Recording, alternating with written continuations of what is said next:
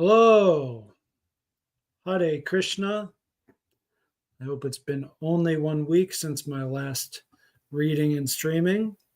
I wanted to definitely time it right. So on Gita Jayanti, the advent of Srimad Bhagavad Gita, I'm here with you today to read the Bhagavad Gita and talk about it a little bit.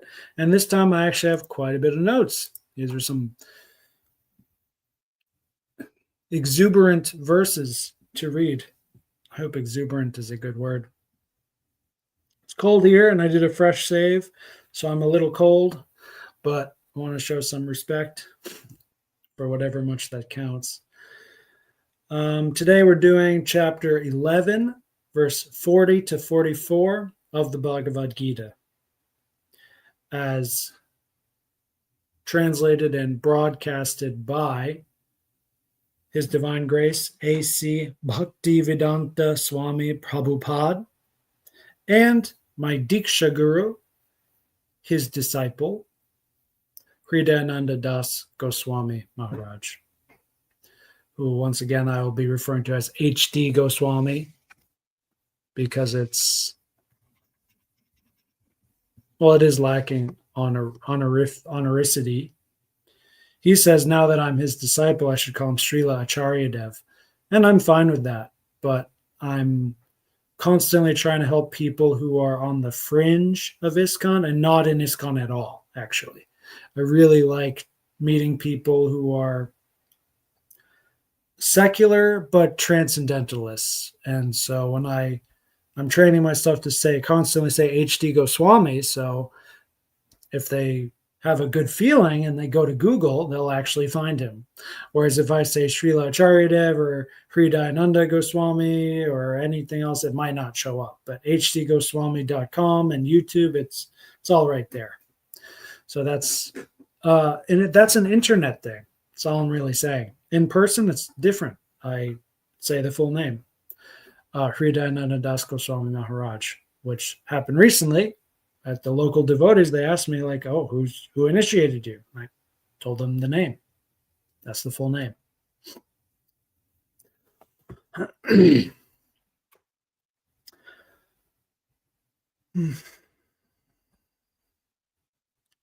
Feeling bad. I broke the Ekadasi fast today. Feeling bad about that. Full day at work. Seeing all those bean sprouts on the tail. The kids don't eat them. They're just going to throw it out. It's kind of materialistic thinking, though. Thinking, I'm losing out on the vitamins and nutrients and also respecting the chef and all this stuff. It's all materialistic thinking. But at the same time, it's not like I wanted to cheat the Ekadasi. That wasn't it either. It's like I want to do my job. So having fuel to do that helps. And there's big actions, like when I leave Korea very soon. That's a very big action. And I'm doing that because by changing the country, by making a big change, I can be significantly closer to what I really care about. Please join me, or not, as we glorify and invoke the Divine Supreme into this here broadcast.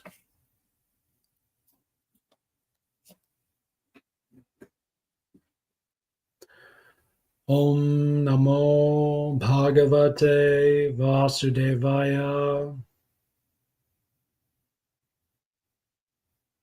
Om Namo Bhagavate Vasudevaya. Om Namo Bhagavate Vasudevaya.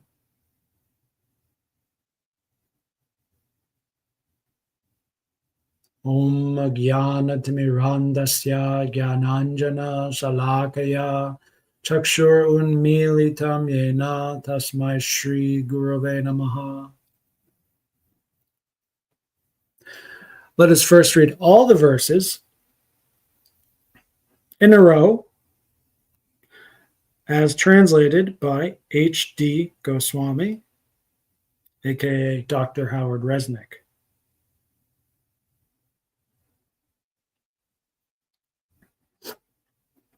Here it is, 40 to 44, literal translation. I bow in front, then from behind. Let me bow to you from all sides. O all, O infinite prowess, unmeasured force, you encompass all, and thus you are all. Thinking you a friend, I imposed myself, not knowing this, your glory. Out of madness or love, I said, O Krishna, Yadava, friend. Just to tease, I insulted you, Achyuta, in sporting, resting, sitting, and eating, alone or even in company. Thus I beg you, the immeasurable, to forgive me. You are the Father of the moving and unmoving world, and you are the world's venerable teacher above teachers.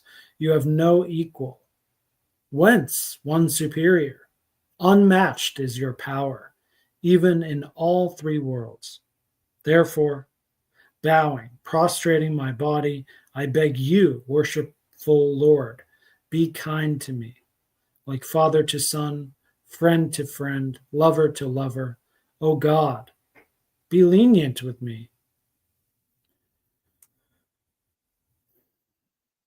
Teacher above teachers. That's the second time reading this now, preparing for this stream. That's the one that's sticking out to me because sometimes people ask me about Krishna. I have him on my smartwatch background. So people will sometimes see Krishna throughout the day, students, coworkers, whatever. Someone asked me recently, oh, I don't know that painting.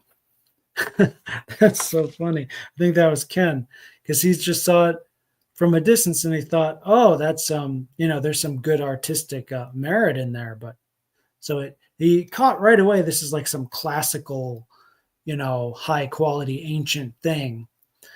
And the honest response to that would be me too. I don't know this painting. I don't know the author. Not author, the artist, the date, the title. It's just Krishna and Arjuna. And when my students ask me, I say, this is my teacher. He's the greatest teacher. And when they ask me, who is Jesus, when I tell them about Christmas, or who is Buddha, when I tell them about Buddha Purnima, I say they are the greatest teacher. Which is true and not true at the same time, right? How can all three be the greatest teacher at the same time? There can only be one, and yet I claim there are three that are all only the one. This makes no sense. Anyway, logically, it makes no sense. So you need to use super logic, paralogic, paralogos. This is too many verses to read all in a row from Prabhupada. So now we'll go one by one slowly through Prabhupada's translation and my notes. Verse 40. You are air, fire. Wait, no, that was 39. 40. Obeisances from the front, from behind, and from all sides. O unbounded power, you are the master of limitless might. You are all pervading, and thus you are everything. It's very similar rhythm with both of these translations. Unbounded and limitless is very much in common. And the rhythm by that, I mean, the way the verse ends with you are everything, capital Y. That's exactly the same in both translations. Short purport, but we got more interesting things here. So I'm actually going to skip it, except for the Shastra reference in the purport by Prabhupada from Vishnu Purana.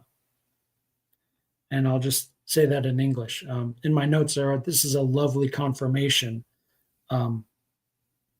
of this verse, which is, you know, in another kind of text, it might be seen as redundant, but for this subject matter, it's not redundant. It's a very welcome addition from Prabhupada here that may logically be saying the same thing, but from another perspective, it's actually adding something new and also something essential. In English, quote, whoever comes before you, be he a demigod, is created by you, O Supreme Personality of Godhead, unquote.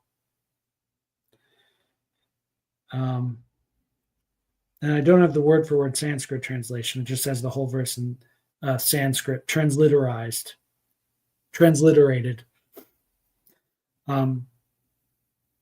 So Deva comes up twice, and I think that means demigods. But at the very end, the final word is Sarvagato Bhavan. So I think Bhavan is the same meaning as Bhagavan, just a shortened version. And maybe it's combined with Sarvagato. Sarva is like cause, right? So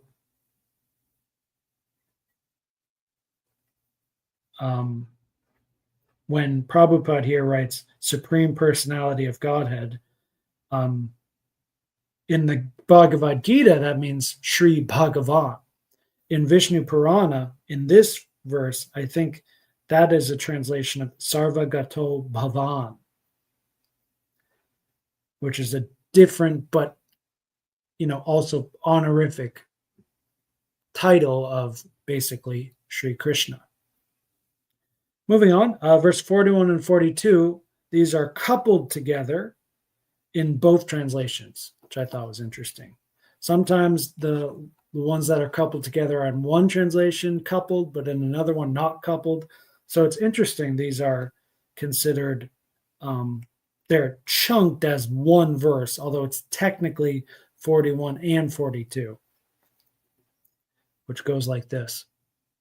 I have in the past addressed you as O Krishna, O Yadava, O my friend, without knowing your glories. Please forgive whatever I may have done in madness or in love. I have dishonored you many times while relaxing or while lying on the same bed or eating together, sometimes alone and sometimes in front of many friends. Please excuse me for all my offenses. Wow, really love that translation. It's really personal, and there's, to be honest, a childlike innocence about it. The very end is not childlike at all. Please excuse me for all my offenses. Only an adult, I think, knows how to be so sincerely apologetic. But the line before that, sometimes in front of many friends. I believe the other translation said sometimes alone or sometimes with others. It was more of a logical translation, but this time it sounds like more innocent than apologetic. Like, oh, there were many friends there. I could have really dishonored you, not just, maybe embarrassed you a little bit with one little joke, but what if there were so many friends and you were even more than a little bit, embarrassed? Please forgive me. Go to my notes next. The end of the purport is really surprising when Srila Prabhupada mentions how the relationship between the living entity and God is fixed eternally. I thought it would immediately follow with how the living entity is always subservient or subordinate. But Srila Prabhupada says that, or implies that, the friendly relationship Arjuna has with Krishna for that particular living entity and Krishna is eternal. And that could be a nod is not the right. It could be a hint or like an Easter egg kind of to his more well-read disciples who know that whatever relationship we have with Krishna among the 5, I think it is, major kinds of relationships with the Lord, that relationship, whatever it is we have, that is eternal. And I think it's the same way that the relationship we have with our Guru Dev is eternal.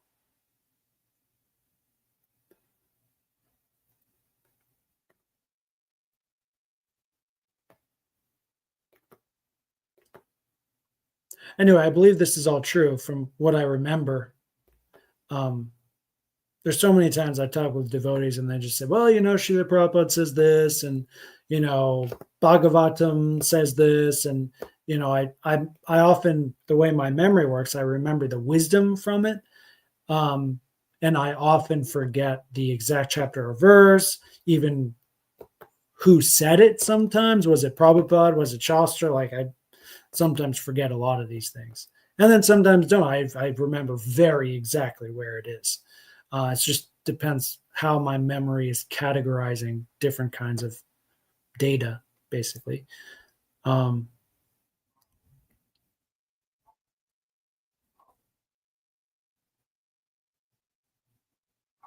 the thing with this part for me, and this is why I don't remember the specifics for this instance, it's so hard to fathom that this kind of eternal relationship thing is like an absolute fact.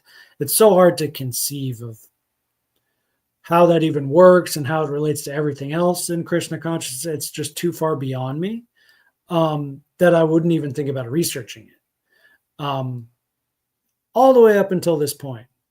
But now it does seem worth it to at least do a quick Veda-based search or AI search, to just find some other, uh, confirmations about this. That, not just that the living entity has an eternal relationship with Krishna. I don't need to research that. I know that's true. But that the particular relationship the living entity has with Krishna, that particular relationship is eternal. That's very interesting. It's also not very practical for me, because even though I do have a feeling about my own relationship, it's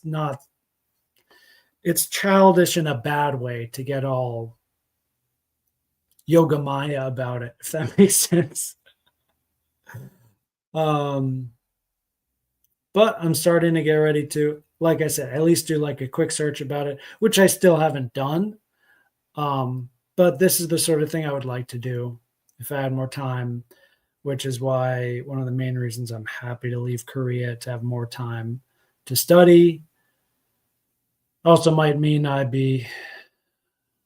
because I really care about this stuff. I don't know how I can also do the Grihasta thing, but I'm a little bit called to do that as well. Either way, Grihasta or single, it's not Korea. Korea is not for me. So I'll be moving on. It's a little bit of a short purport anyway. So we're going to skip that. We're going to go on to 43. Decent timing, 18 minutes. Okay, 43. Yeah, the next verse has a really long purport and with a bunch of notes. So that'll take time. 43. You are the father of this complete cosmic manifestation, the worshipable chief, the spiritual master. No one is equal to you, nor can anyone be one with you. Within the three worlds, you are immeasurable. I think this is the verse that in the other translation said teacher above teachers. So I'm going to look into the literal translation. The word guru is used. So literally it's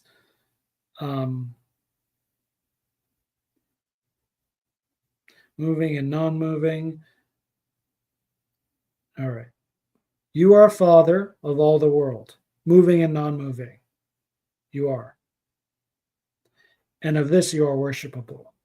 Also, the glorious master, never equal to you. There is greater. How is it possible? Other in these three planetary systems, you have immeasurable power. It's so interesting the difference in grammar between Sanskrit and English. I mean, when because I'm not actually reading, like, so interesting.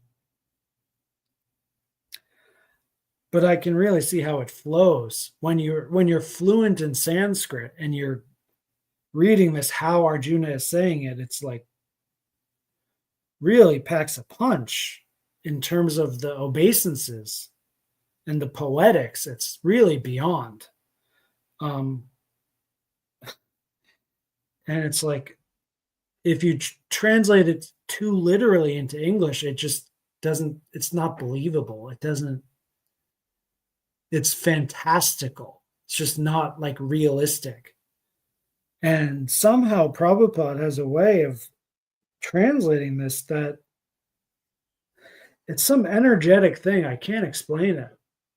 That all of the meaning is maintained and all of the obeisances and the honor is maintained as well.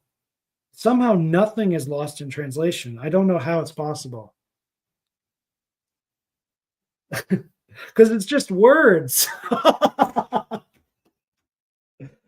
Oh, and this is why there's so many deriders who think, oh, Prabhupada is merely a great scholar or something like this. No. And that's not what Prabhupada said either. He said, Krishna told me the words to write. I believe him. I think it's impossible. I think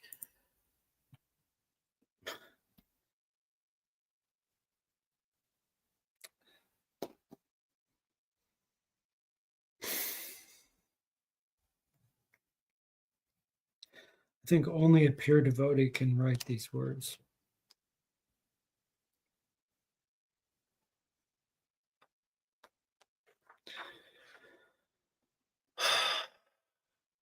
Which is also why it's such a great offense that someone can edit these words.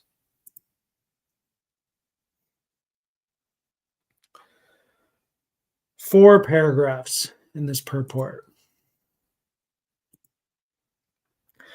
Go with my notes first.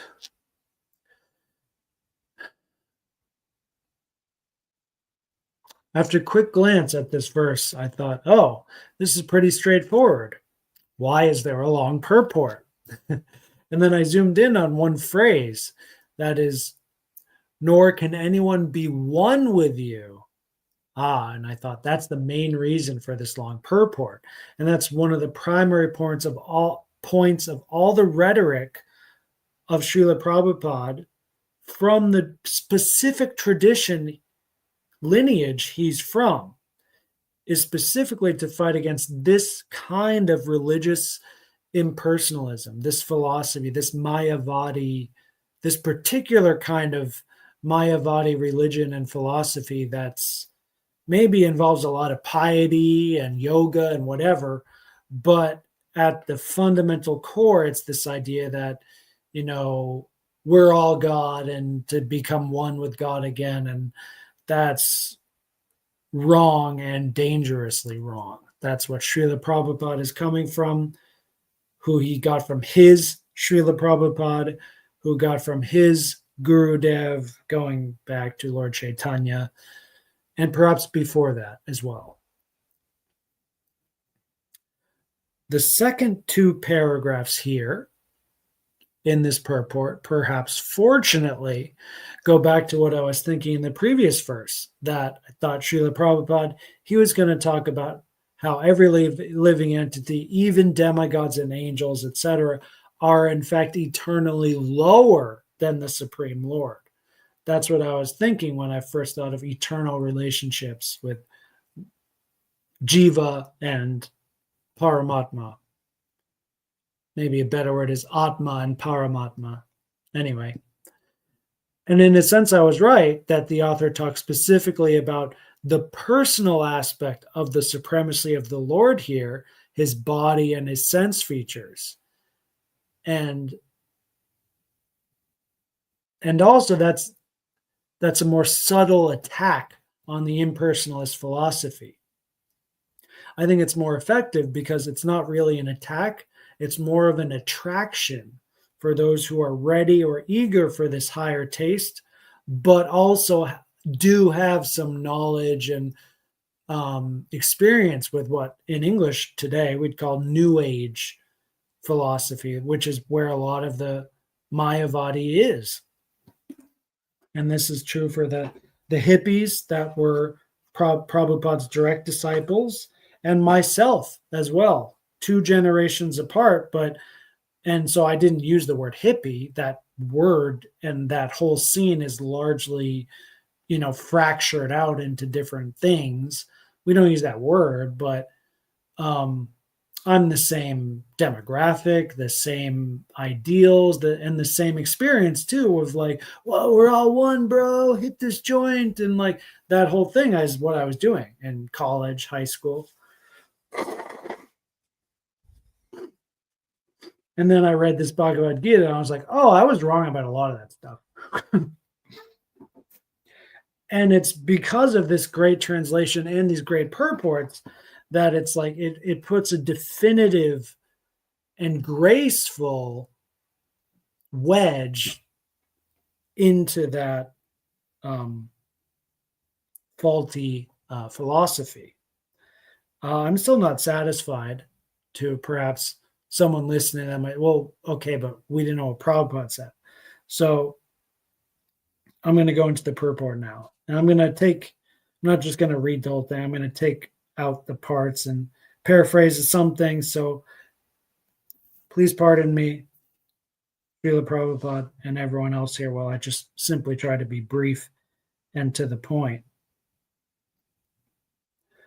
No one can be greater than the Supreme Personality of Godhead, Krishna, because no one is equal to or higher than Krishna within any manifestation, spiritual or material. Everyone is below him. No one can excel him. Then, so it says, Krishna has senses and a body like the ordinary man. But for him, there's no difference between the senses, body, mind, and himself. Foolish persons say that Krishna is different from his soul, mind, heart, and everything else. But no, this is wrong. Krishna is absolute. His activities, potencies, they are supreme. Also, it's stated, he does not have senses like ours. He can perform all sensual activities. Therefore, his senses are not imperfect, they're not limited, and therefore no one can be greater than him. No one can be equal to him. Everyone is lower than him. Really interesting. At the end of both those paragraphs, it says the same thing. Everyone is lower than him. No one can be equal to him. That was that point I said last verse that I was thinking of. But the proof that Prabhupada provides is so interesting. From once again, from a mundane, philosophical, logical point of view, it seems maybe not that convincing or even relevant, but it is true, and it does work, especially when you're like me, or someone who actually knows quite a bit about the impersonal Brahman, maybe even has experience. And all of a sudden, that impersonal Brahman, you see Prabhupada talking about him as a person with senses, mind, heart, and all soul, all of this stuff. And yet it is of a supreme quality. And then the final paragraph of the purport, this one I might actually read the whole thing. But whoever knows Krishna's transcendental body, activities, and perfection after quitting his body returns to Krishna, doesn't come back again to this miserable world. Quick aside, that's the main thing that's like, maybe I shouldn't do Grihastha, because it's like, really? I'm going to bring another human soul into this world? I think I could do a good job in the same way that I do a good job with my job. It's a good enough job, and and I'm so grateful for having health insurance and good food and all the good things considering. But how much devotion am I doing to God? And how much devotion am I helping others to do? Very little. So if I don't have a devotee wife, she has to be very, very submissive and ready to jump right away at it. All right, I'll do 16 rounds of japa in, 1 week or two. I'll be ready to do that. That's what I was. At one point, that was me. I went from 1 round to 16 rounds in a very quick amount of time. So that's probably the kind of person I'm looking for.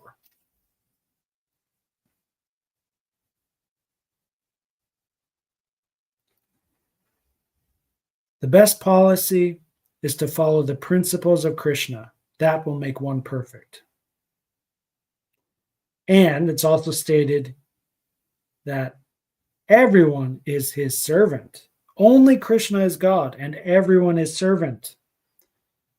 And everyone is complying with his order. No one can deny his order. You can think you can deny it, but you can't actually deny it. Everyone is under his superintendence. Beautiful word choice there. And as stated in the Brahma Samhita, he is the cause of all causes. Sarva karana karanam.